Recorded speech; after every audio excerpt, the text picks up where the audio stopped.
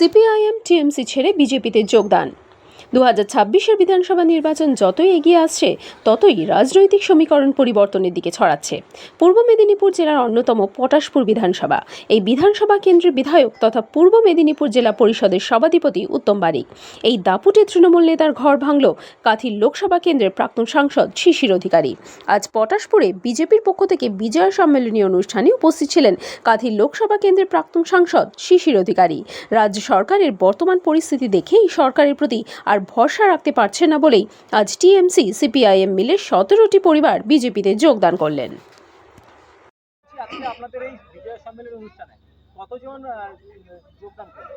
17 জন আমাদের মাতৃশক্তি, যারা self help গ্রুপে অসম্মানিত হয়েছেন শাসক দলের কাছ থেকে, তারা আজকে যোগদান করেছেন। এবং দীর্ঘদিন ধরে আমাদের এই এলাকার সিপিআইএমের যিনি নেতৃত্ব দিয়েছেন, আমাদের কলেজে এসএফআই এবং পরবর্তীকালে ডিওএফআই করেছিলেন মৌমিতা বোন, আজকেও যোগদান করেছেন।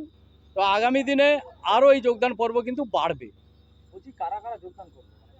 সেলফ হেল্প গ্রুপের সমস্ত আমাদের যারা মাতৃশক্তি, বিশেষ করে চিস্তিপুর 2 অঞ্চলের, সেই অঞ্চলেরই আমাদের সেলফ হেল্প গ্রুপের তৃণমূল কংগ্রেস থেকে তৃণমূলের নেত্রী ছিলেন, একটা সময় তৃণমূলের নেত্রী 2018 সালে পঞ্চায়েতে তিনি দাঁড়িয়েছিলেন, তার নেতৃত্বে 17টি পরিবার আজকে যোগদান করেছে।